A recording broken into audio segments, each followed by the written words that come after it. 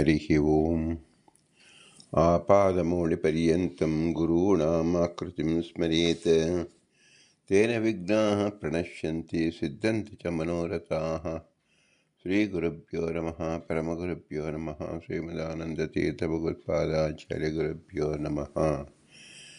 मन्मनोऽभीष्टवरदं सर्वाभीष्टफलप्रदं पुरन्दरगुरुं वन्दे दासश्रेष्ठं दयानिधिं विद्याविनयसम्पन्नान् शान्तादिगुणब्रह्मितान् सशास्त्रप्रवचनासक्तान् लेलमिलार्यान् गुरून् भजे। पृथ्वीमण्डलमध्यस्याः पूर्णबोधमतानुगाः वैष्णवाः विष्णुहृदयाः तान् नमस्ये गुरुन् मम। हरिः ओम्। ಶ್ರೀಶಾ ಪಾಹಿ. ಅನಂತಕೋಟಿ ಬ್ರಹ್ಮಾಂಡ ನಾಯಕ ಎಂಬುದು ಶ್ರೀ ಪುರಂದರದಾಸರು ರಚಿಸಿದ ಭವ್ಯ ಗ್ರಂಥ. ಶಾಸ್ತ್ರ ಪ್ರಮೇಯಗಳು 180 ಗದ್ಯ ಮಾಲೆಗಳು. ನಾವು 82ನೇ ಗದ್ಯದಿಂದ 92ನೇ ಗದ್ಯವರೆಗೂ ನೋಡುತ್ತಿದ್ದೆವು. ಅಕ್ರೂರ ವರದ, ಅಂಬರೀಷ ವರದ, ನಾರದ ವರದ, ಪ್ರಹ್ಲಾದ ವರದ, ಗಜೇಂದ್ರ ವರದ, ಮುಚುಕುಂದ ವರದ, ಧ್ರುವ ವರದ, ವಿಭೀಷಣ ವರದ, ಪುಂಡರೀಕ ವರದ ಮತ್ತು ಪರಾಶರ ವರದ ಎಂಬುದು 10 ಜನ ವರದರನ್ನು ಶ್ರೀ ಪುರಂದರದಾಸರು ವರದರ ಗುಂಪಿನಲ್ಲಿ ನಮಗೆ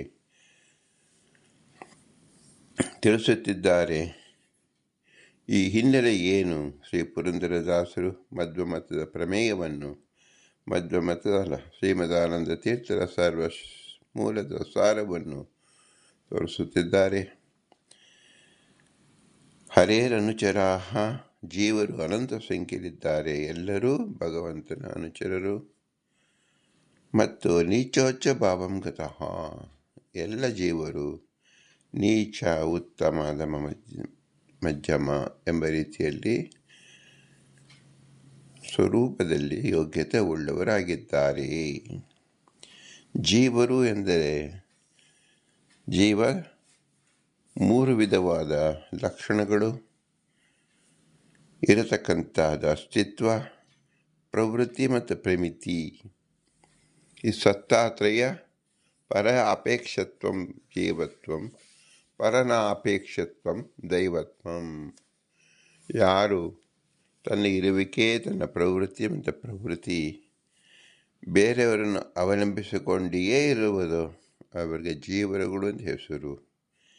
ಯಾರು ತನ್ನ ಇರುವಿಕೆಗಾಗಲಿ ಪ್ರವೃತ್ತಿಗಾಗಲಿ ಪ್ರಮಿತಿಗಾಗಲಿ ಯಾರನ್ನೂ ಆಶ್ರಯಿಸುವುದಿಲ್ಲವೋ, ಅಂದರೆ ತನ್ನನ್ನು ತಾನೇ ಆಶ್ರಯಿಸಿಕೊಂಡು ಇರುವನು ಭಗವಂತ. ಹಾಗಾದರೆ ಚೇತನರಲ್ಲಿ ಭಗವಂತನೂ ಚೇತನ, ಜೀವರು ಚೇತನ ಎಂದರೆ ಹೇಗೆ ನಾವು ಅದರಲ್ಲಿ ಭೇದವನ್ನು ತಿಳಿದುಕೊಳ್ಳುವುದು? ಐಕ್ಯ ಯಾಕೆ ಆಗಬಾರದು? ಇಬ್ಬರೂ ಚೇತನತ್ವ ಎಂಬ ಸಾಧಾರಣ ಗುಣ ಇರುವುದರಿಂದ ಇಬ್ಬರೂ ಚೇತನರೇ ಅಂದಾಗ ಜೀವರು ಮತ್ತು ದೇವರು ಎಂಬತಕ್ಕಂಥದ್ದು ಎರಡೂ ಸಹ ಒಂದೇ ರೂಪದಲ್ಲಿ ನಾವು ಚಿಂತಿಸೋಣ ಎಂಬುದು ಕೆಲವರ ಮತ, ಕೆಲವರ ಅಭಿಪ್ರಾಯ. ಕೆಲವರು ಈ ರೀತಿಯಲ್ಲಿ ಚಿಂತಿಸುತ್ತಾರೆ. ಚಿಂತಿಸುವುದಕ್ಕೆ ಸಾಧಾರಣವಾದ ಲಿಂಗ ಏನು? ಚೇತನತ್ವ. ಉಭಯಾಧಿಕರಣದಲ್ಲೂ ಇರತಕ್ಕಂಥ ಸಾಧಾರಣವಾದ ಲಕ್ಷಣ ಚೇತನತ್ವ. ಕೇವಲ ಒಂದೇ ಒಂದು ಲಕ್ಷಣ ಸಾಧಾರಣವಾಗಿರುವುದರಿಂದ ಸರ್ವಸಾಮ್ಯ ಎಂಬತಕ್ಕಂಥದ್ದು ಒಪ್ಪಲಿಕ್ಕೆ ಲೋಕದಲ್ಲೂ ಮಾಡುವುದಿಲ್ಲ, ವೈದಿಕದಲ್ಲೂ ಸಾಧ್ಯವಿಲ್ಲ. ಆಗಮದಲ್ಲಿ ಅದು ಸ್ಪಷ್ಟವಾಗಿ ಭೇದವನ್ನು ತಿಳಿಸಿಕೊಟ್ಟಿದ್ದಾರೆ. ಕಿಂಚಿತ್ ಸಾದೃಶ್ಯವಿದ್ದ ಮಾತ್ರಕ್ಕೆ ಸಾಮ್ಯ ಎಂಬುದು ಕೂಡುವುದಿಲ್ಲ ಎಂಬುದಕ್ಕೆ 10, 100, ಸಾವಿರಾರು ಉದಾಹರಣೆಗಳನ್ನು ನಾವು ಪ್ರತ್ಯಕ್ಷವಾಗಿ ನೋಡುತ್ತೇವೆ. ಆದರೂ ಸಹ ಚೇತನ ಸಾಧಾರಣದಿಂದ ಜೀವನಿಗೂ ಮತ್ತು ಈಶ್ವರನಿಗೂ ಐಕ್ಯ ಚಿಂತನೆ ಮಾಡುವ ಜನ ಈ ಒಂದು ಚಿಂತನೆಯನ್ನು ಅವರು ಪರಿಗಣಿಸುವುದಿಲ್ಲ. ಶ್ರುತಿಯಲ್ಲೂ ಹೇಳಿದೆ, ಅನುಮಾನದಿಂದಲೂ ನಮಗೆ ತಿಳಿಸಿಕೊಟ್ಟಿದ್ದಾರೆ, ಪ್ರತ್ಯಕ್ಷದಿಂದಲೂ ನಮಗೆ ಸಿಗ್ತಾ ಇದೆ ಈ ಉದಾಹರಣೆಗಳು. ನಾವು ಒಂದು ಅಂಗಡಿಗೆ ಹೋಗಿ 1 ಕಿಲೋ ಬೆಳ್ಳಿ ಬಂಗಾರವನ್ನು ತೆಗೆದುಕೊಂಡಾಗ 1 ಕಿಲೋ ಎಂಬತಕ್ಕಂತಹದ ಕಲ್ಲು ಅಥವಾ ಕಬ್ಬಿಣವನ್ನು ಒಂದು ಕಡೆ ಇಟ್ಟಿರ್ತಾರೆ. ಇನ್ನೊಂದು ಕಡೆ 1 ಕಿಲೋ ಬಂಗಾರವನ್ನು ಬೆಳ್ಳಿಯ ಪದಾರ್ಥವನ್ನು ಇಟ್ಟಿರ್ತಾರೆ. 1 ಕಿಲೋ ಕಲ್ಲಿನ ಬೆಲೆ ಏನು, 1 ಕಿಲೋ ಬಂಗಾರದ ಅಥವಾ ಬೆಳ್ಳಿಯ ಬೆಲೆ ಏನು?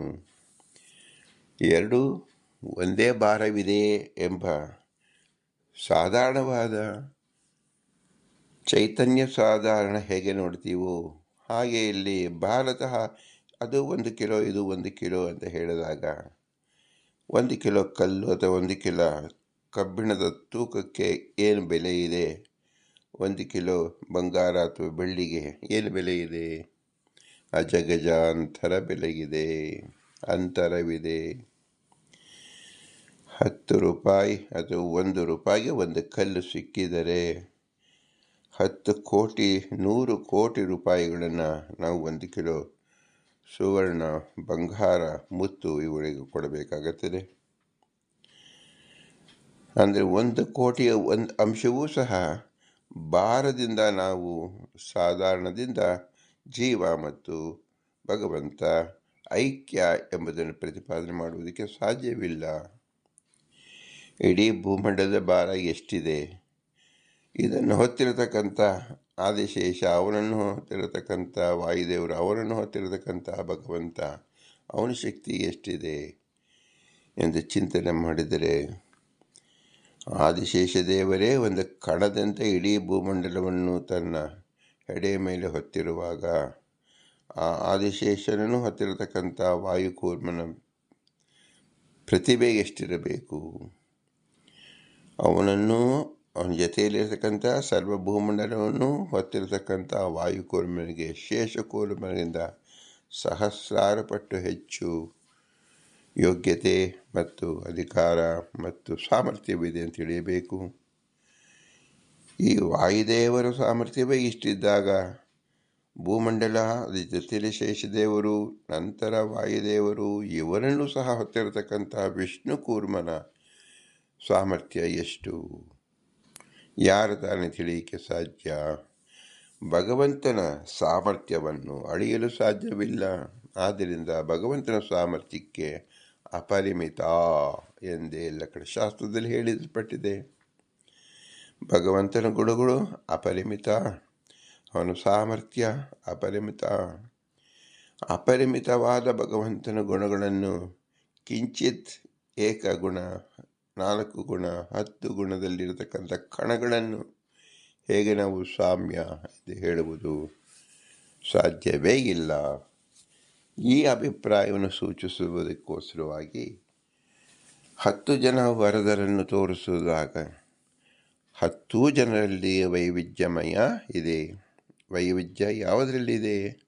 ಅವರ ಗುಣ ಉಪಾಸನೆಯಲ್ಲಿ ಇದೆ, ಅವರ ಚಿಂತನ ಕ್ರಮದಲ್ಲಿದೆ, ಅವರ ಸಾಧನ ಕ್ರಮದಲ್ಲಿದೆ.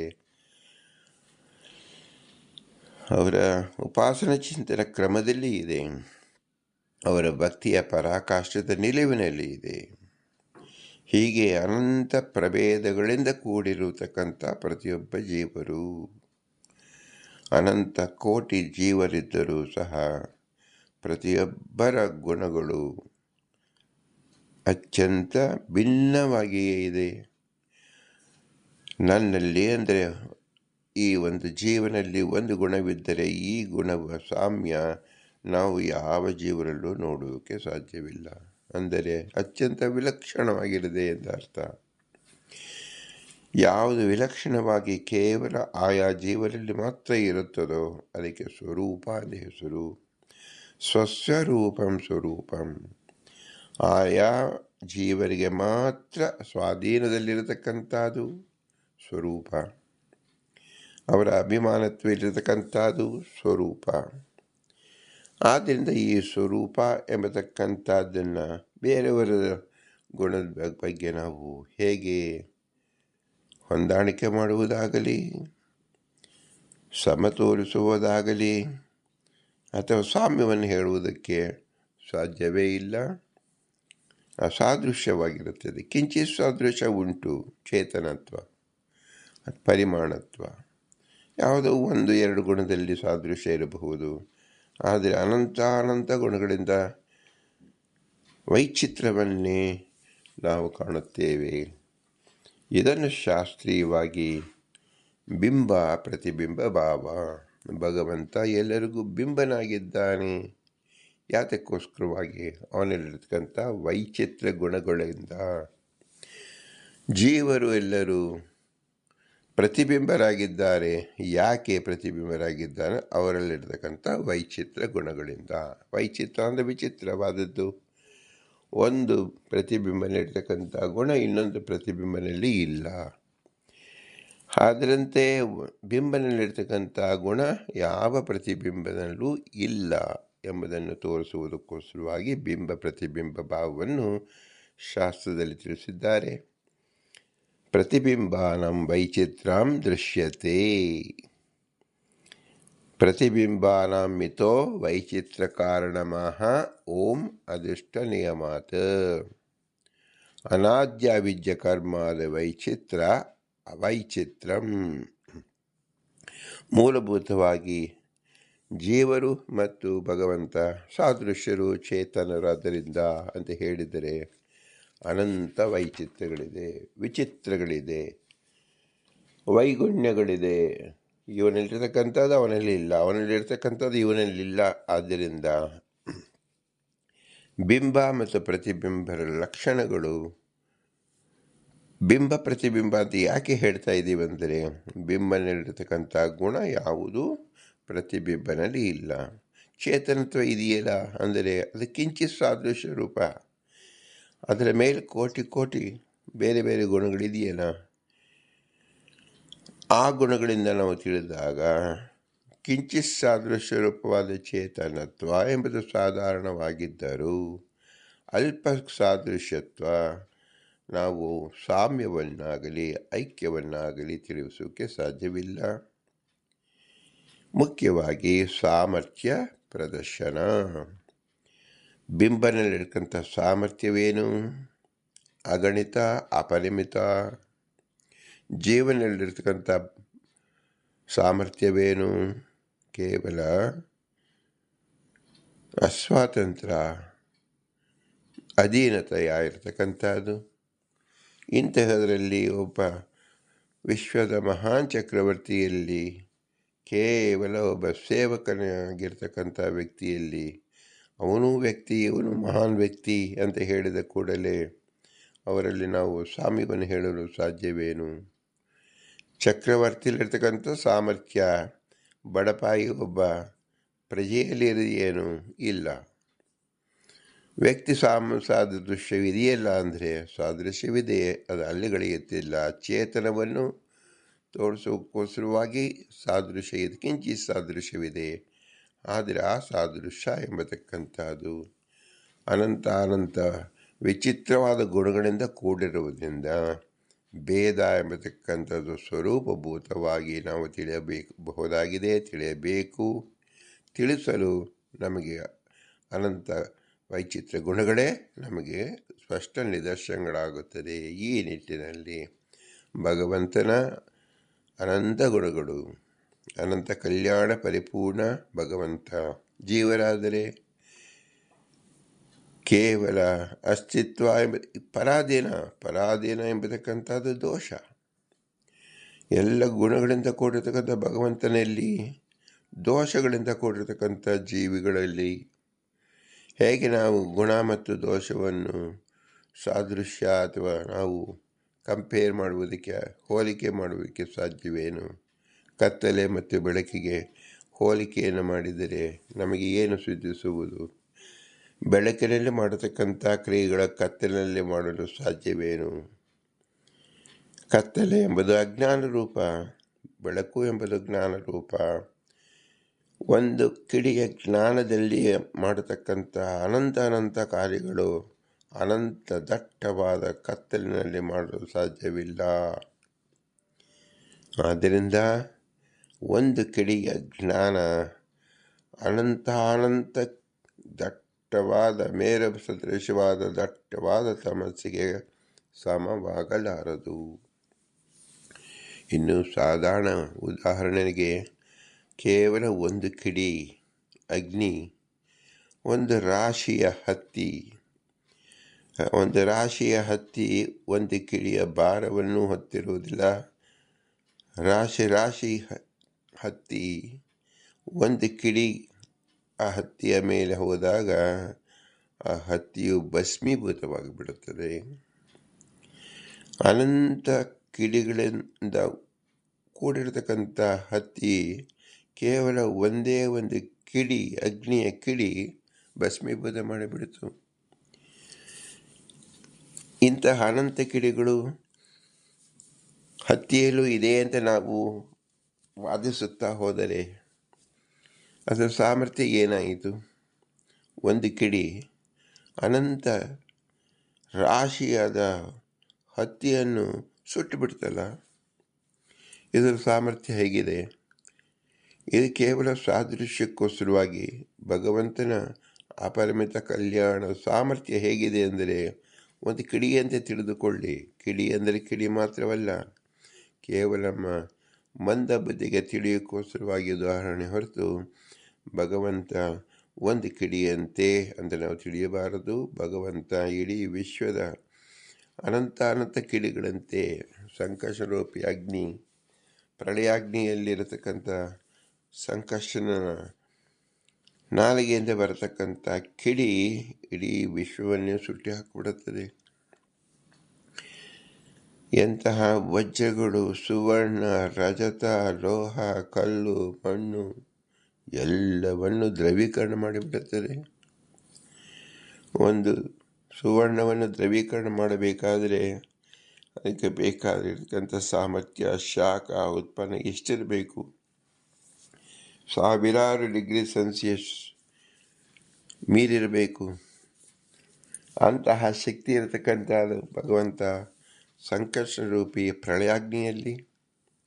ಆದ್ದರಿಂದ ಒಂದು ಕಿಡಿ ಮತ್ತು ಹತ್ತಿಗೆ ಭಗವಂತನ ಪ್ರಳಯಾಗ್ನಿ ರೂಪವಾದ ಕಿಡಿಗೆ ನಾವು ಹೇಗೆ ಅದು ಹೋಲಿಕೆ ಕೊಡುವುದು ಸಾಧ್ಯವೇನು? ಇದೆಲ್ಲವನ್ನು ಕುರಿತು ಶಾಸ್ತ್ರ ಹೇಳುವುದು ಅಪರಿಮಿತ ಅಪರಿಮಿತ ಅಪರಿಮಿತ. ಯಾರ ಬುದ್ಧಿಗೂ ಸಿಲುಕುವುದಿಲ್ಲ ಭಗವಂತನ ಸಾಮರ್ಥ್ಯ. ಆದ್ದರಿಂದಲೇ ಭಗವಂತನನ್ನು ಬಿಂಬ ಎಂದು ಪ್ರತ್ಯೇಕವಾಗಿ ಶಾಸ್ತ್ರದಲ್ಲಿ ತಿಳಿಸಿದ್ದಾರೆ. ಭಗವಂತನಿರತಕ್ಕಂಥ ಸಾಮರ್ಥ್ಯ ಸೃಷ್ಟಿಯಾದಿ ಕ್ರಿಯೆಗಳು, ಸೃಷ್ಟಿ, ಸ್ಥಿತಿ, ಲಯ, ನಿಯಮನ, ಜ್ಞಾನ ಬಂಧ ಮೋಕ್ಷಾದಿ ಅಷ್ಟಮಹಾಕರ್ತ. ಈ ಕರ್ತೃತ್ವ ಭಗವಂತನಲ್ಲಿ ಮಾತ್ರ ಇರುವುದು. ಯಾವ ಜೀವರಲ್ಲೂ ಯಾವ ಕರ್ತೃತ್ವ ಶಕ್ತಿ ಇಲ್ಲ. ಸ್ವಾತಂತ್ರ್ಯ ಕರ್ತೃತ್ವ ಎಂಬತಕ್ಕಂಥದ್ದು ಇಲ್ಲ ಅಂದರ್ಥ. ಯಾರು ಏನನ್ನು ಒಂದು ಕಣವನ್ನು ಸೃಷ್ಟಿಸಲು ಯೋಗ್ಯತೆ ಯಾವ ಜೀವರಲ್ಲೂ ಇಲ್ಲ. ಇಂತಹ ಅಸಾಧಾರಣ ಗುಣಗಳಿಂದ ಕೂಡಿರತಕ್ಕಂತಹವನು ಬಿಂಬ, ಅವನು ಭಗವಂತ.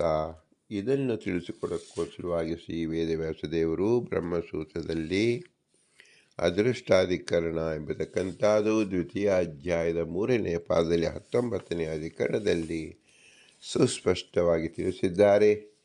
ಅದಕ್ಕೆ ಶ್ರೀಮದಾನಂದ ತೀರ್ಥರು ಅಮೋಘವಾದ ಭಾಷ್ಯವನ್ನು ರಚಿಸಿದ್ದಾರೆ. ಟೀಕಾಕೃತ್ಪಾದರು ಮತ್ತು ಇತರ ಮಹಿಳೆಯರು ವ್ಯಾಖ್ಯಾನ ರೂಪವನ್ನು ಮಾಡಿದ್ದಾರೆ.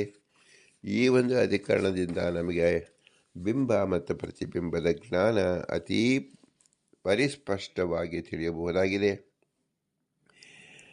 ಜೀವರಿಗೆ ಈಶ್ವರ ಪ್ರತಿಬಿಂಬತ್ವ ವಿಷಯಕ ಶ್ರುತಿ ವಿರೋಧವನ್ನು ಪರಿಹರಿಸುತ್ತಾರೆ. ಆದರೆ ಕೆಲವು ಮತೀಯರು, ಕೆಲವು ಶ್ರುತಿಗಳು ಭಗವಂತ ಚೇತನ, ಜೀವರು ಚೇತನರಾದ್ದರಿಂದ ಚೇತನ ಸಾದೃಶ್ಯವಿದೆ ಎಂಬತಕ್ಕಂಥ ಶ್ರುತಿ ಇರುವುದರಿಂದ ಈ ಶ್ರುತಿಯಿಂದ ಜೀವ ಮತ್ತು ಬ್ರಹ್ಮರ ಐಕ್ಯ ಉಪಾಸನೆಗೆ ಸಾಧಕವಾಗುತ್ತದಲ್ಲ ಎಂಬ ಸಂಶಯ ಬರಬಾರದು. ಅದನ್ನು ನಿವಾರಣೆ ಮಾಡೋಕ್ಕೋಸ್ಕರವಾಗಿ ಈ ಅದೃಷ್ಟಾಧಿಕರಣವೂ ಇದೆ. ಜೀವರು ಭಗವದ್ ಬಿಂಬರಲ್ಲ.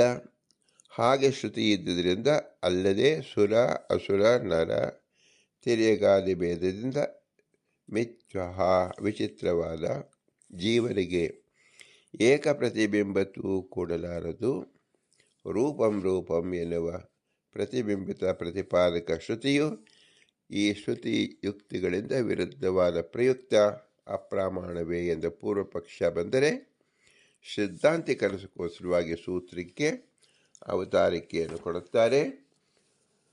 ಪ್ರತಿಬಿಂಬಾನ ಮಿಥೋ ವೈಚಿತ್ರೇ ಕಾರಣಮಃ. ಬಿಂಬ ಪ್ರತಿಬಿಂಬ ಎಂಬತಕ್ಕಂಥದ್ದು ಎರಡು ವಿಧವಾದ ಶಬ್ದ ನಾವು ಯಾಕೆ ಉಪಯೋಗಿಸ್ತೀವಿ? ಜೀವನನ್ನು ಪ್ರತಿಬಿಂಬ ಅಂತ ಯಾಕೆ ಕರೆಯುತ್ತೇವೆ, ಭಗವಂತನ ಬಿಂಬ ಅಂತ ಯಾಕೆ ಕರೆಯುತ್ತೇವೆ ಅನ್ನೋದಕ್ಕೆ ಮೂಲಭೂತವಾದ ಕಾರಣವನ್ನು ಹೇಳುತ್ತೇವೆ ಅಂತ ಶ್ರೀಮದಾನಂದ ತಿಳಿಸುತ್ತಾರೆ. ಪ್ರತಿಬಿಂಬರೆಂದು ಹೇಳಲ್ಪಟ್ಟ ಜೀವರಿಗೆ ಪ್ರತಿಬಿಂಬತ್ವವನ್ನು ಅಂಗೀಕರಿಸಿ ಅವರಿಗೆ ಪರಸ್ಪರವಾಗಿ ಸುರ ನರ ತಿರ್ಯಗಾದೆ ರೂಪಭೇದದಲ್ಲಿ ಬಿಂಬ ವೈಚಿತ್ರದಿಂದ ಇತರವಾದ ಕಾರಣವನ್ನು ಸೂತ್ರಕಾರರು ಹೇಳುತ್ತಾರೆ.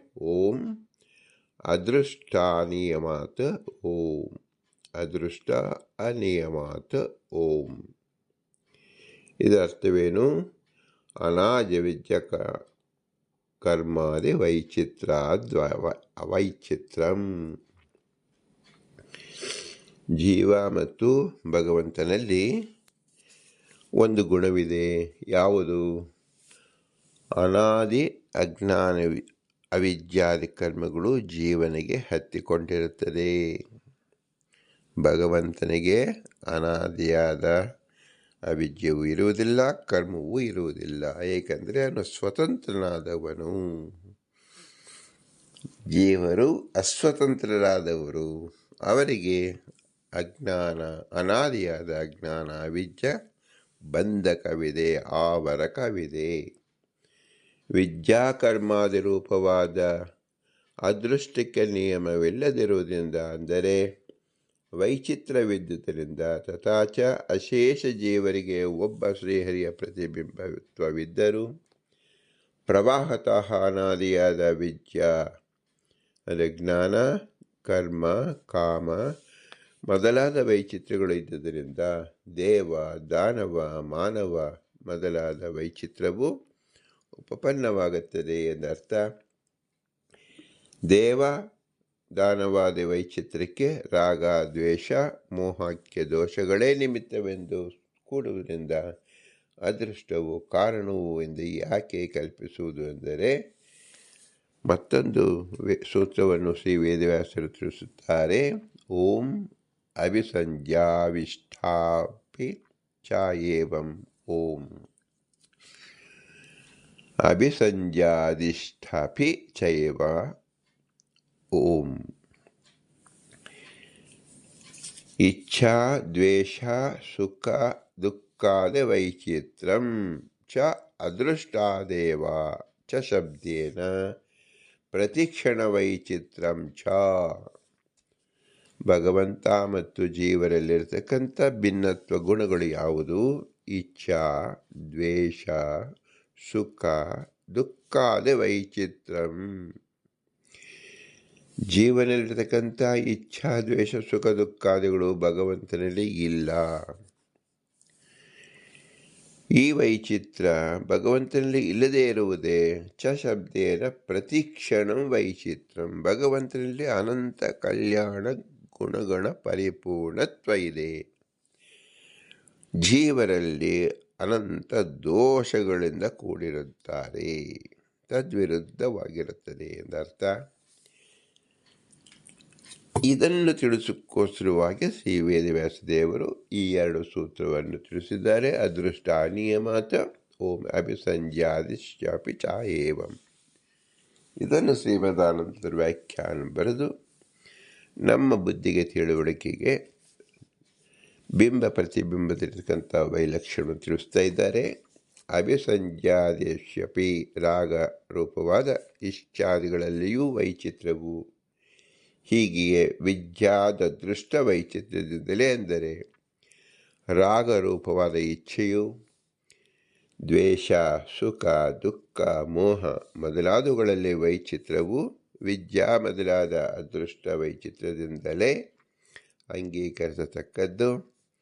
ಅಂತೂ ಅದರಿಂದಲೇ ಜೀವ ವೈಚಿತ್ರವು ಕೂಡುವಾಗ ದೋಷ ವೈಚಿತ್ರ್ಯ ಕಾರಣವೆಂದು ಹೇಳಕೂಡದು. ಪೂರ್ವಂ ದೋಷ ವೈಚಿತ್ರ್ಯವೇ ಉತ್ತರೋತ್ತರ ದೋಷ ವೈಚಿತ್ರ್ಯಕ್ಕೆ ಕಾರಣವೆಂದು ಕೂಡುವಾಗ ಅದೃಷ್ಟ ವೈಚಿತ್ರ್ಯವನ್ನು ಯಾಕೆ ಹೇಳುವುದು ಅಂದರೆ, ಚ ಶಬ್ದದಿಂದ ಪುರುಷ ವಿಶೇಷದಲ್ಲಿರತಕ್ಕಂಥ ಪ್ರತಿಕ್ಷಣ ವೈಚಿತ್ರ್ಯವು ಸಂಗ್ರಹಿತವಾಯಿತು. ತಥಾಚ ಪ್ರತಿಕ್ಷಣದಲ್ಲಿ ದೋಷ ವೈಚಿತ್ರ್ಯವು ಇಲ್ಲದಿದ್ದರೂ ಒಬ್ಬ ಪುರುಷನಲ್ಲಿಯೇ ಪ್ರತಿಕ್ಷಣದಲ್ಲಿಯೂ ವೈಚಿತ್ರ್ಯವು ಕಾಣುತ್ತದೆ. ಆದ ಕಾರಣ ಅದೃಷ್ಟ ವೈಚಿತ್ರ್ಯವನ್ನೇ ಅಂಗೀಕರಿಸಬೇಕಾಗಿರುವುದರಿಂದ ಅದೇ ಜೀವರ ವೈಚಿತ್ರ್ಯದಲ್ಲಿಯೂ ಕಾರಣವು. ಪ್ರತಿ ಜೀವರಲ್ಲಿ ಪ್ರತಿ ಕ್ಷಣದಲ್ಲಿ ಅವರ ಇಚ್ಛಾ, ಅವರ ಆಕಾಂಕ್ಷೆ, ಅವರ ಕಾಯಕ, ಅವರ ಏನು ಒಂದು ಚಿಂತನೆ ಮಾಡುತ್ತಾರೆ, ಎಲ್ಲವೂ ಭಿನ್ನವಾಗಿರುತ್ತದೆ. ಅನಂತ ವೈಚಿತ್ರ್ಯಗಳಿದೆ ಪರಸ್ಪರ ಜೀವರಲ್ಲಿ. ಎಲ್ಲವೂ ರಾಗಾದಿಗಳಿಂದ ಕೂಡಿರುತ್ತದೆ. ಸುಖ, ದುಃಖ, ದ್ವೇಷ, ಇಚ್ಛಾ ಇಂಥದ್ರಿಂದ ಕೂಡಿರುತ್ತದೆ.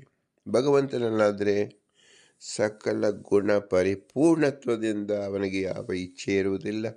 ಪೂರ್ಣನಾದ್ದರಿಂದ ಅವನಿಗೆ ಸುಖ, ದುಃಖ, ಮೋಹ ಎಂಬುದು ಸ್ವತಃ ಬಾಧಿಸುವುದೇ ಇಲ್ಲ. ಸ್ವತಂತ್ರನಾದ್ದರಿಂದ ಯಾರಿಗೆ ಸ್ವಾತಂತ್ರ್ಯವಿಲ್ಲವೋ ಅವರು ಈ ರಾಗಾದಿಗಳಿಂದ ಬಂಧಿತರಾಗುತ್ತಾರೆ. ಸ್ವತಂತ್ರನಾದವನು ಯಾವ ರಾಗವನ್ನು ಹತ್ತಿರಕ್ಕೆ ಬರುವುದಕ್ಕೆ ಬಿಡುವುದಿಲ್ಲ. ಯಾವ ರಾಗವೂ ಪ್ರಬಲವಲ್ಲ. ಯಾವ ಜಡ ಪ್ರಕೃತಿಯಲ್ಲಿ ಬರತಕ್ಕಂಥ ರಾಗವಾಗಲಿ ಮತ್ತೆ ಯಾವುದೇ ಸುಖ ದುಃಖ ಯಾವುದೇ ಪ್ರಕೃತಿ ಬಂಧಕವಾದದ್ದು ಸ್ವತಂತ್ರನಾದ ಪ್ರಭುವಿಗೆ ಏನೂ ಮಾಡಲಾರದು. ಆದ್ದರಿಂದ ಜೀವ ಮತ್ತು ಈಶ್ವರನಿಗೆ ಇರತಕ್ಕಂಥ ಅಗಾಧವಾದ ವ್ಯತ್ಯಾಸವನ್ನು ತಿಳಿದುಕೊಂಡಾಗ ವೇದವ್ಯಾಸರು ತಿಳಿಸಕ್ಕಂಥ ಅದೃಷ್ಟ ನಿಯಮಾತ್ ಅಭಿಸಂಜಾದಿಷ್ವಪಿ ಚಾಯೇವಂ ಎಂಬ 2 ಸೂತ್ರದಿಂದ ಬಿಂಬ ಪ್ರತಿಬಿಂಬತ್ವ ಎಂಬ ಸ್ಪಷ್ಟವಾದ ಸಂಬಂಧ ನಮಗೆ ಗೋಚರವಾಗುತ್ತದೆ. ಬಿಂಬನಲ್ಲಿರತಕ್ಕಂಥ ಗುಣ ಪ್ರತಿಬಿಂಬನಲ್ಲಿ ಎಂದೂ ಬರಲು ಸಾಧ್ಯವಿಲ್ಲ. ಎಲ್ಲ ಪ್ರತಿಬಿಂಬರು ಅಸ್ವತಂತ್ರರು ಮತ್ತು ಬಿಂಬನ ಅಧೀನರು.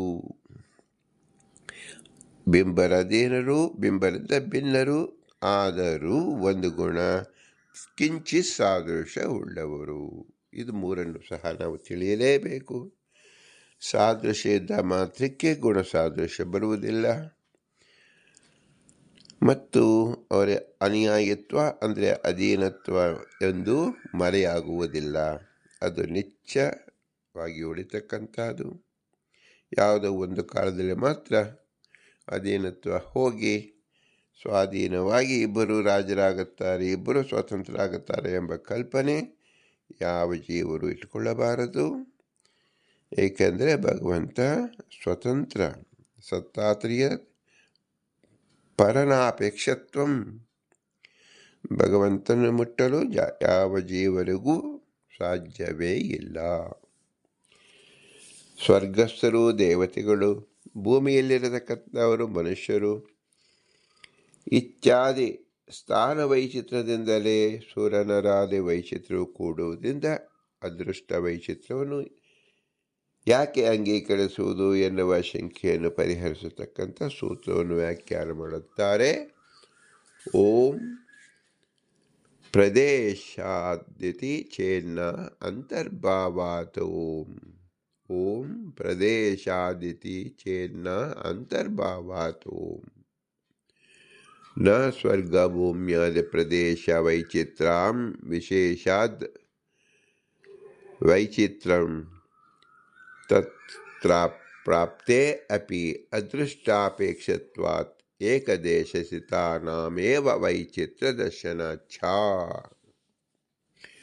ಸ್ವರ್ಗ, ನರಕ, ಭೂಮಿ ಮೊದಲಾದ ಸ್ಥಾನ ವೈಚಿತ್ರ್ಯದಿಂದ ಪ್ರತಿಬಿಂಬಭೂತರಾದ ಜೀವರಿಗೆ ಸುರ ನರಾದಿ ಭೇದವು ಎಂದರೆ ಹಾಗೆ ಹೇಳಕೊಡುವುದು. ಪ್ರದೇಶ ವೈಚಿತ್ರ್ಯ ಕಾರಣವು ಅದೃಷ್ಟದಲ್ಲಿ ಅಂತರ್ಭೂತವಾಗುವುದರಿಂದ ಅಂದರೆ ಸ್ವರ್ಗಾದಿ ಸ್ಥಾನ ಪ್ರಾಪ್ತಿಗೂ ವಿದ್ಯಾ ಮೊದಲಾದ ಅದೃಷ್ಟದ ಅಪೇಕ್ಷೆ ಇದ್ದುದರಿಂದ ಅದೃಷ್ಟ ವೈಚಿತ್ರ ಹೊರತು ಬೇರೆ ಯಾವುದೂ ವಿಚಿತ್ರವಾದ ಸ್ವರ್ಗಾಧಿಷ್ಠಾನ ಪ್ರಾಪ್ತಿಗೆ ಕಾರಣವೆನ್ನುವುದು ಕೂಡುವುದಿಲ್ಲ. ಮತ್ತು ಅಂತರ್ಭಾವಾತ್ ಏಕಸ್ಥಾನದಲ್ಲಿದ್ದವರಿಗೆ ಮಿತಃ ವೈಚಿತ್ರ ಕಾರಣವು ಅದೃಷ್ಟದಲ್ಲಿಯೇ ಅಂತರ್ಭೂತವಾಗಿರುವುದರಿಂದ, ಅಂದರೆ ಒಂದೇ ಸ್ಥಾನದಲ್ಲಿರತಕ್ಕಂಥ ಸುರ ನರಾದಿ ಜೀವರಿಗೇನೆ ಪರಸ್ಪರವಾಗಿ ವೈಚಿತ್ರವು ಕಂಡಿದ್ದರಿಂದಲೂ ಆ ಸುರ ನರಾದಿ ವೈಚಿತ್ರಕ್ಕೆ ಸ್ಥಾನ ವೈಚಿತ್ರವು ನಿಮಿತ್ತವೆನ್ನುವುದು ಕೂಡುವುದಿಲ್ಲ. ಆದ ಕಾರಣ ಅದೃಷ್ಟ ವೈಚಿತ್ರವನ್ನೇ ಕಾರಣವೆಂದು ಅಂಗೀಕರಿಸಬೇಕು. ತಥಾಚ ನ ಸಂಬಂಧ ಎಂದು ಪ್ರತಿಬಿಂಬತ್ವವನ್ನು ನಿಷೇಧಿಸತಕ್ಕ ಶ್ರುತಿ ಸ್ವರೂಪಾತಿರಿಕ್ತವಾದ ಉಪಾಧಿಮಿತ್ತಿಕವಾದ ಪ್ರತಿಬಿಂಬತ್ವ ಅಭಾವ ವಿಷೇಕವು ಎಂದು ಉಕ್ತವಾಗಿತು.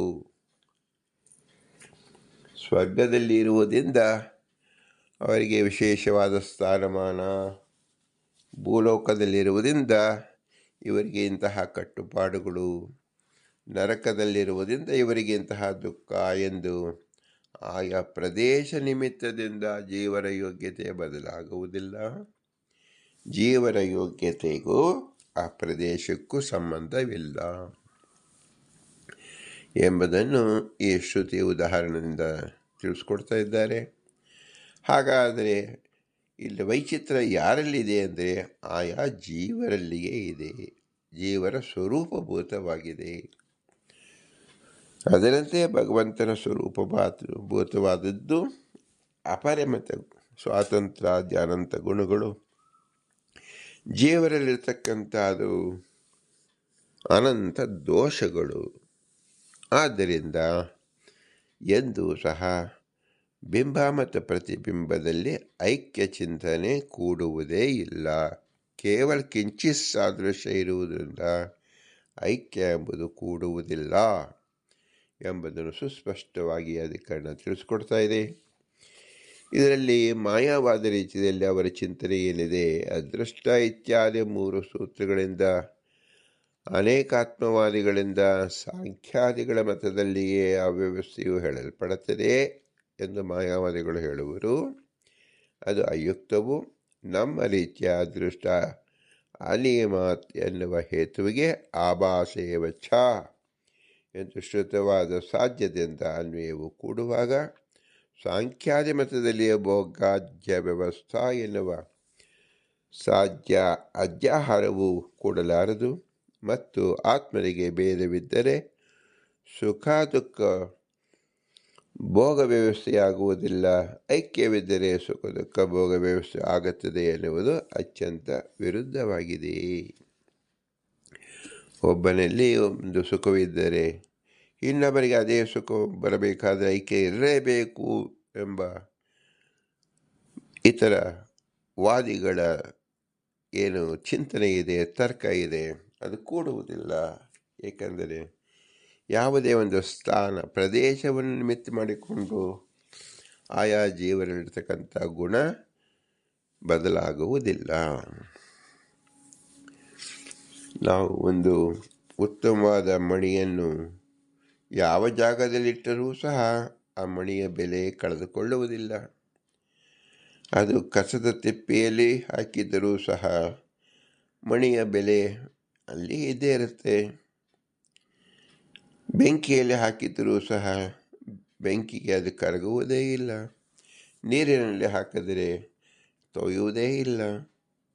ಹಾಗೆ ಒಂದು ಮಣಿ, ಹಾಗೆ ಗುಣ ಬೇರೆ ಬೇರೆ ಸ್ಥಾನದಲ್ಲಿ ಇದ್ದ ಪ್ರಯುಕ್ತ ಆ ಗುಣದಲ್ಲಿ ವಿಕಲ್ಪ ಎಂಬುದು ಉಂಟಾಗುವುದಿಲ್ಲ. ಗುಣ ಎಂಬುದು ಗುಣಿಯ ಲಕ್ಷಣ. ಗುಣಿ ಎಂಬತಕ್ಕಂಥದ್ದು ಆಯಾ ಜೀವರ ಸ್ವರೂಪ. ಅದರಂತೆ ಭಗವಂತನು ಗುಣಿ, ಅವನ ಗುಣ ಅನಂತ ಪ್ರಕಾರವಾಗಿರುತ್ತದೆ. ಲಕ್ಷಣ ಅಂದರೆ ಏನು? ಲಕ್ಷ ಮಾತ್ರ ವ್ಯಾಪಕೋ ಧರ್ಮ ಲಕ್ಷಣ.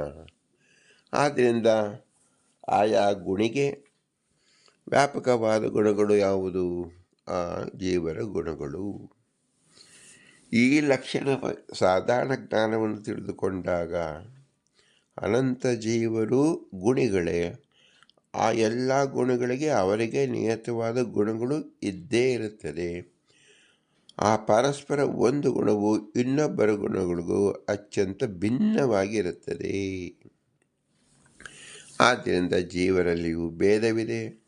ಭಗವಂತನಲ್ಲಿಯಂತೂ ಅವನು ಸ್ವಾತಂತ್ರ್ಯತೆಯ ಭಿನ್ನನಾಗಿದ್ದಾನೆ. ಜೀವರೆಲ್ಲರೂ ಅಸ್ವಾತಂತ್ರ್ಯ ಭಿನ್ನರಾಗಿದ್ದಾರೆ. ಆದ್ದರಿಂದ ಮಾಯಾವಾದಿಗಳ ಹೇಳತಕ್ಕಂಥ ಸ್ಥಾನ ವಿಶೇಷದಿಂದ ಐಕ್ಯವನ್ನು ಹೇಳಬಹುದು ಎಂಬತಕ್ಕಂಥದ್ದು ತರ್ಕ ಸಮಂಜಸವಾಗುವುದಿಲ್ಲ. ಈ ಅಧಿಕರಣ ಸಾರಾಂಶವನ್ನು ತಿಳಿಯುವಾಗ ಜೀವನು ಈಶ್ವರನಿಗೆ ಪ್ರತಿಬಿಂಬನೋ ಅಲ್ಲವೋ ಎಂಬ ಸಂದೇಹ ಬಂದರೆ ನ ಸಂಬಂಧ ನಾಪೇಕ್ಷ ಪರಸ್ಯ ಎನ್ನುವ ಶ್ರುತಿಯಿಂದ ಪ್ರತಿಬಿಂಬನಲ್ಲವೆಂದು ಪೂರ್ವಪಕ್ಷ. ಹೇಗೆಂದರೆ ಸುರನರಾದ ವೈಚಿತ್ರ ಯುಕ್ತರಾದ್ದರಿಂದ ಜೀವರು ಘಟಾದಿಗಳಂತೆಯೇ ಒಬ್ಬನಿಗೆ ಪ್ರತಿಬಿಂಬಭೂತವಾಗುವುದಿಲ್ಲ ಎನ್ನುವ ಯುಕ್ತಿ ಇದೆ. ರೂಪಂ ಎನ್ನುವ ಶ್ರುತಿಯಾದರೂ ಸಂಯುಕ್ತಿಕವಾದ ನ ಸಂಬಂಧ ಎನ್ನುವ ಪೂರ್ವಶ್ರುತಿ ವಿರೋಧದಿಂದ ಅಪ್ರಮಾಣವು ಎಂದರೆ ಬಿಂಬವು ಒಂದೇ ರೀತಿಯಾಗಿದ್ದರೂ ಜೀವನಾದಿಯಾದ ಸ್ವರೂಪ ಉಪಾದಿಯ ವಿದ್ಯಾ ಕರ್ಮಾದಿಗಳ ವೈಚಿತ್ರ್ಯದಿಂದ ಜೀವರೂಪ ಪ್ರತಿಬಿಂಬನಲ್ಲಿ ವೈಚಿತ್ರ್ಯವು ಕೊಡುತ್ತದೆ. ರೂಪಂ ಎನ್ನುವ ಶ್ರುತಿಯಿಂದ ಜೀವನ ಪ್ರತಿಬಿಂಬನು, ನ ಸಂಬಂಧ ಎನ್ನುವ ಶ್ರುತಿಯು ಭಿನ್ನವಾದ ಉಪಾದೀನತ್ವರೂಪವಾದ ಪ್ರತಿಬಿಂಬತ್ವವನ್ನು ನಿಷೇಧಿಸತಕ್ಕಂಥದ್ದು ಎಂಬುದಾಗಿ ಅದೃಷ್ಟಾಧಿಕರಣದಿಂದ ನಾವು ತಿಳಿಯಬೇಕು.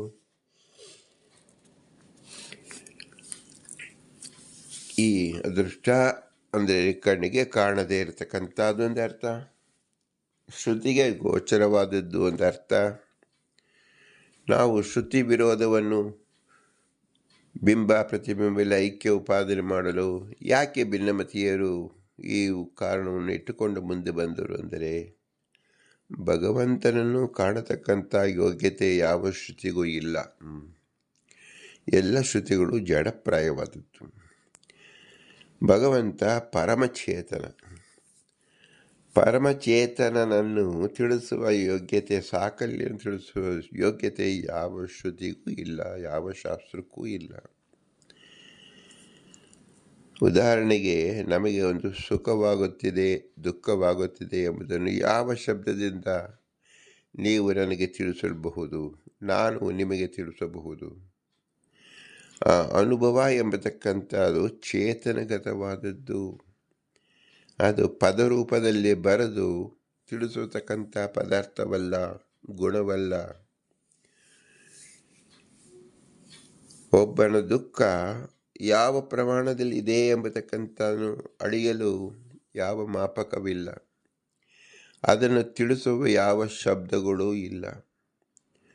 ಹೀಗೆ ನಮಗೆ ನಮ್ಮ ದುಃಖ ಅಥವಾ ನಮ್ಮ ಸುಖ ನಿಮಗೆ ತಿಳಿಸಲು ಸಾಧ್ಯವೇ ಇಲ್ಲ. ಏಕೆಂದರೆ ನಿಮ್ಮ ದುಃಖ, ನಿಮ್ಮ ಸುಖ ಪ್ರತ್ಯೇಕವಾದದ್ದು. ನಿಮ್ಮ ಸುಖವನ್ನಾಗಲಿ ನಿಮ್ಮ ದುಃಖವನ್ನಾಗಲಿ ನೀವು ನಮಗೆ ತಿಳಿಸಲು ಸಾಧ್ಯವಿಲ್ಲ. ನಿಮಗೆ ಯಾಕೆ ದುಃಖವಾಗುತ್ತಿದೆ ಅಂತ ಹೇಳಿದರೆ 1000 ಕಾರಣಗಳನ್ನು ಹೇಳುತ್ತೀರಾ. ನನಗೆ ಯಾಕೆ ದುಃಖವಾಗುತ್ತಿದೆ ಅಂದರೆ ಪ್ರತ್ಯೇಕವಾದ ಬೇರೆ 1000 ಕಾರಣಗಳೇ ಇರುತ್ತದೆ. ಇದರಿಂದ ತಿಳಿಯಬಹುದಾಗಿದ್ದು ಏನು? ಜೀವನದಲ್ಲಿ ಸುಖಿಯಾಗಿದ್ದಾನೆ ಅಥವಾ ದುಃಖಿಯಾಗಿದ್ದಾನೆ ಅಂತ ಹೇಳಿದರೂ ಸಹ ಅದಕ್ಕೆ ಪೂರಕವಾದ ಕಾರಣಗಳು ಭಿನ್ನವಾಗಿರುತ್ತದೆ. ಇದಕ್ಕೆ ವೈಚಿತ್ರ್ಯಗಳು ಎಂದು ಹೆಸರು. ಬಿಂಬನಲ್ಲಿ ಮತ್ತು ಪ್ರತಿಬಿಂಬನಲ್ಲಿ ಅನಂತ ವೈಚಿತ್ರ್ಯಗಳಿದೆ. ಭಗವಂತನ ಅಪರಿಮಿತ ಗುಣಗಳು ಕೇವಲ ಶಬ್ದದಿಂದ ಹೇಳುತ್ತೇವೆ. ಒಂದು ಗುಣವನ್ನು ಇಡೀ ಶ್ರುತಿ ವೇದವು ಸಹ ತಿಳಿಸಲು ಸಾಧ್ಯವಿಲ್ಲ, ಯೋಗ್ಯತೆ ಇಲ್ಲ. ಭಗವಂತನ ಗುಣದ ಪರಿಚಯವನ್ನು ಮಾಡಿಸಲು ಶಬ್ದಗಳಿಂದ ಸಾಧ್ಯವಿಲ್ಲ.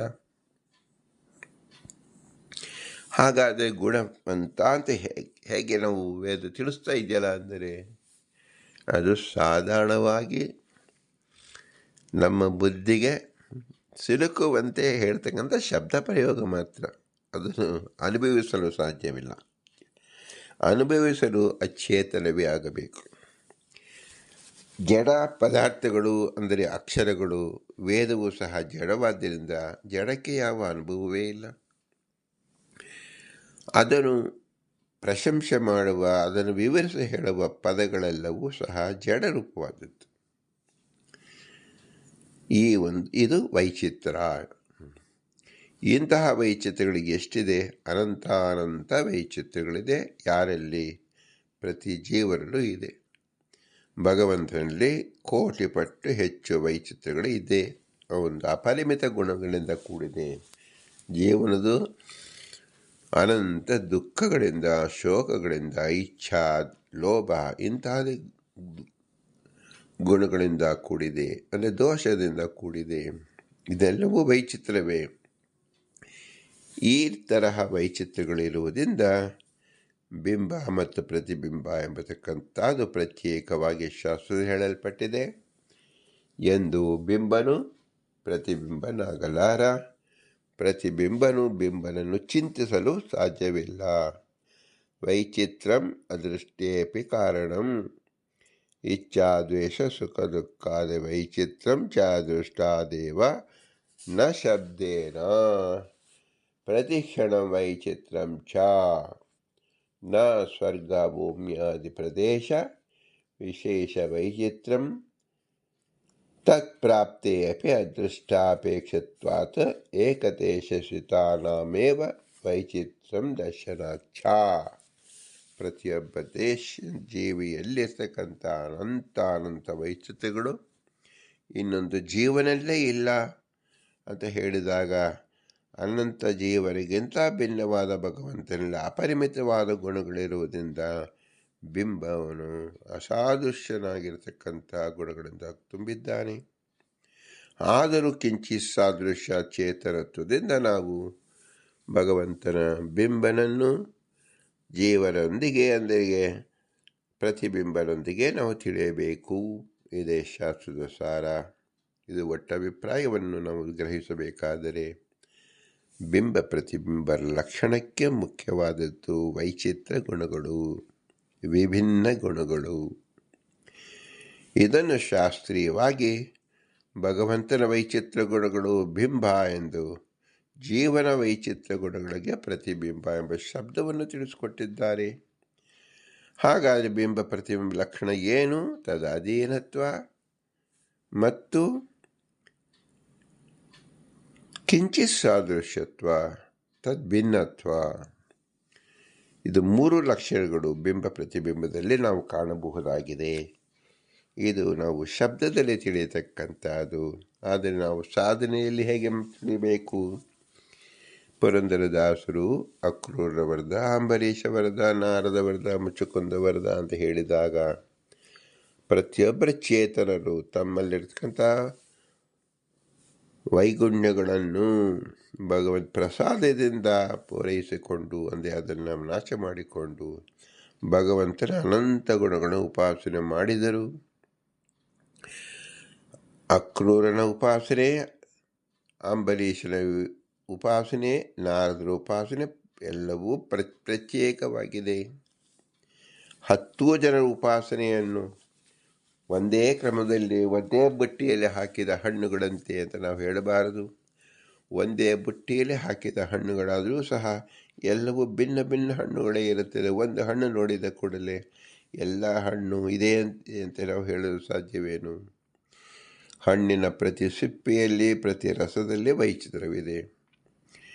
ಹೀಗೆ ಪ್ರಪಂಚದಲ್ಲೇ ನಾವು ವೈಚಿತ್ರಮಯ ಅನಂತ ಚಿತ್ರ ವಿಚಿತ್ರಗಳು ಇದೆ. ಸೂಕ್ಷ್ಮವಾಗಿ ತಿಳಿಯುತ್ತಾ ಹೋದರೆ ಆ ಪದಾರ್ಥವೇ ವೈಚಿತ್ರ. ಪದಾರ್ಥವಿರತಕ್ಕಂಥ ಸ್ಥಾನ ವೈಚಿತ್ರ, ಪದಾರ್ಥ ಇರತಕ್ಕಂಥ ಕಾಲ ವೈಚಿತ್ರ, ಅದರ ಗುಣ ವೈಚಿತ್ರ. ಹೀಗೆ ಅನಂತ ವೈಚಿತ್ರಗಳು ಬಿಂಬನಲ್ಲೂ ಇದೆ, ಪ್ರತಿಬಿಂಬನಲ್ಲೂ ಇದೆ. ಬಿಂಬನಲ್ಲಿರ್ತಕ್ಕಂಥದ್ದು ಸ್ವತಂತ್ರವಾಗಿರತಕ್ಕಂಥದ್ದು, ಪರಾಧೀನದಲ್ಲಿರ್ತಕ್ಕಂಥದ್ದು, ಪ್ರತಿಬಿಂಬನಲ್ಲಿರ್ತಕ್ಕಂಥದ್ದು ಎಂಬ ಮೂಲಭೂತವಾದನ್ನು ತಿಳಿದಾಗ ಮಧ್ವಮತ ಪ್ರಮೇಯ ಜೀವಗಣ ಹರೇರನುಚರಾ ನೀಚೋಚ್ಚ ಭಾವಂ ಗತಃ ಪಂಚಭೇದ ತಾರತಮ್ಯ ಎಂಬುದು ಸುಸ್ಪಷ್ಟವಾಗುತ್ತದೆ. ಇಂತಹ ವಿಶೇಷ ಜ್ಞಾನವನ್ನು ಬೋಧಿಸಿದ ಶ್ರೀ ಪುರಂದರದಾಸರಿಗೆ ಮಧ್ವಮತದ ಸಾರವನ್ನು ವರದರಲ್ಲಿ ತೋರಿಸಿ ಈ 180 ಗಜ್ಜೆಗಳನ್ನು 180 ಅರ್ಥದಲ್ಲೂ ಸಹ ಪುರಂದರದಾಸರು ನಮಗೆ ತಿಳಿಸಿಕೊಟ್ಟಿದ್ದಾರೆ. ಇದು ಅನಂತ ಶಬ್ದದಲ್ಲಿ ತಿಳಿಯುತ್ತಾ ಹೋಗಬಹುದು. ಒಬ್ಬೊಬ್ಬ ಜೀವರ ಅನಂತ ಏನು ಗುಣಗಳಿದೆ, ದೋಷಗಳಿದೆ, ಅದನ್ನು ನಾವು ಚಿಂತಿಸುತ್ತಾ ಕುಳಿತರೆ ಯಾವ ಜನ್ಮಕ್ಕೂ ಅದು ಮುಗಿಯುವುದೇ ಇಲ್ಲ. ಆದ್ದರಿಂದ ಒಟ್ಟಾಗಿ ಸೇರಿ ಒಂದು ಮಾರ್ಕ್ಸ್ ನಾವು ಹಾಗೆ ಹಾಕುತ್ತೇವೆಯೋ ಹಾಗೆ ಅದನ್ನು ಒಂದು ವಿಭಾಗವನ್ನು ಮಾಡಿಕೊಳ್ಳಬೇಕು. ಸ್ವತಂತ್ರಂ ಅಸ್ವತಂತ್ರಂ ಚ ದ್ವಿವಿಧಂ ತತ್ವಮಿಷ್ಯತೆ ಎಂಬುದನ್ನು ತತ್ವಸಂಖ್ಯಾನದಲ್ಲಿ ಅನಂತ ಗುಣಗಳ ವೈಚಿತ್ರ್ಯವನ್ನು ಮೂಲಭೂತವಾಗಿ ಇದ್ದೇ ಈ ತತ್ವವನ್ನು ಭೇದವನ್ನು ಸ್ವತಂತ್ರ ಮತ್ತು ಅಸ್ವತಂತ್ರ ಎಂಬತಕ್ಕಂಥದ್ದನ್ನು ಶ್ರೀಮದಾನಂದದಲ್ಲಿ ತಿಳಿಸಿದ್ದಾರೆ. ಅದರ ವ್ಯಾಖ್ಯಾನ ರೂಪವೇ ಶ್ರೀ ಪುರಂದರದಾಸ ಹೇಳ್ತಕ್ಕಂಥ ವರದರಲ್ಲಿರ್ತಕ್ಕಂಥ ವೈಚಿತ್ರತನ. ಇದು ಜೀವರ ಪ್ರಕರಣದಲ್ಲಿ ಅತ್ಯವಶ್ಯಕವಾಗಿ ತಿಳಿಯಬೇಕಾದ ಪಂಚಭೇದ ತಾರತಮ್ಯವನ್ನು ತಿಳಿಸ್ತಾ ಇದೆ. ಈ ಪ್ರತಿಬಿಂಬನಲ್ಲಿ ಇರತಕ್ಕಂಥ ಪ್ರತಿಯೊಂದು ಭಗವಂತ ಬಿಂಬನಾಗಿ ಇದ್ದು ಒಳಗಡೆ ಪ್ರತಿಬಿಂಬನನ್ನು ಜಾಗೃತಗೊಳಿಸುತ್ತಿದ್ದಾನೆ, ಉಪಾಸನೆ ಮಾಡಿಸುತ್ತಿದ್ದಾನೆ. ಇದು ಮತ್ತೊಂದು ವೈಚಿತ್ರವಾಗಿದೆ. ಎಲ್ಲ ಪ್ರತಿಬಿಂಬರಲ್ಲಿ ಬಿಂಬ ಒಳಗಡೆ ಇರೋದ್ರಿಂದ ಪ್ರತಿಬಿಂಬನ ಕ್ರಿಯೆ ಮಾಡೋಕ್ಕೆ ಸಾಧ್ಯವಿಲ್ಲ. ಎಲ್ಲವೂ ಬಿಂಬನ ಕ್ರಿಯೆಯೇ ಆಗಿದೆ. ಬಿಂಬನೇ ಈ ಜ್ಞಾನವನ್ನು ಪ್ರತಿಬಿಂಬನಿಗೆ ಕೊಡುತ್ತಾನೆ. ಏಕೆಂದರೆ ಅವನಿಗೆ ಸ್ವತಂತ್ರ ಸಾರ್ವಭೌಮ, ಅವನ ಅಧೀನವಾಗಿರುವುದರಿಂದ ಯಾರ ಅಧೀನವೋ ಆ ಅಧೀನದಲ್ಲಿರ್ತಕ್ಕಂಥವರು ತನ್ನ ನಾಯಕ ಹೇಳದಂತೆ ನಡೆಯಬೇಕು. ಇದು ಸಹಜವಾದದ್ದು. ಹಿಂಗೈ ಆಡಿದರೆ ಮುಂಗೈ ಆಡುವುದು. ಹಿಂಗೈ ನಾವು ಮಡಿಸಿ ಇಟ್ಟುಕೊಂಡಾಗ ಮುಂಗೈಯಿಂದ ಏನು ಮಾಡಲು ಸಾಧ್ಯ? ಹಾಗೆ ಭಗವಂತ ಬಿಂಬ, ಅವನು ಹಿಂಗೈ ಅಂತೆ ನಮಗೆ ಅರ್ಥ ಮಾಡಿಕೊಳ್ಳಲು ತಿಳಿಸಿಕೊಂಡಾಗ ಮುಂಗೈ ಅಂದರೆ ಯಾವ ಪ್ರತಿಬಿಂಬರು ಅಲ್ಲಾಡಿಸುವುದು, ಮಾತಾಡುವುದು, ಎಲ್ಲ ಕ್ರಿಯೆಗಳು ಬಿಂಬನಿಂದಲೇ ನಡೆಯುತ್ತದೆ ಎಂಬ ವಿಶಿಷ್ಟ ಜ್ಞಾನವೇ ಬಿಂಬೋಪಾಸನೆ ಎನಿಸುವುದು. ಇಂತಹ ಬಿಂಬನೆ ಸರ್ವರಲ್ಲೂ ಎಲ್ಲರಲ್ಲೂ ಇದ್ದಾನೆ ಎಂಬ ತಿಳುವಳಿಕೆಯೇ ವಿಶ್ವೋಪಾಸನೆ. ಬಿಂಬೋಪಾಸನೆಯಿಂದ ವಿಶ್ವೋಪಾಸನೆ ಎನಿಸುತ್ತದೆ. ಇದು ಮೋಕ್ಷದಲ್ಲಿ ನಿತ್ಯ ನಿರಂತರವಾಗಿ ಅತಿ ಸ್ಪಷ್ಟವಾಗಿ ನಮ್ಮ ತಿಳುವಳಿಕೆ ಇರುತ್ತದೆ. ಇಲ್ಲಿ ನಾವು ವೇದಶಾಸ್ತ್ರ ಯುಕ್ತಿಗಳಿಂದ ಪ್ರತ್ಯಕ್ಷದಿಂದ ನಾವು ಉಪಾಸನೆಯನ್ನು ಮಾಡತಕ್ಕಂಥದ್ದು, ಬಿಂಬೋಪಾಸನೆ ಮಾಡತಕ್ಕಂಥದ್ದು.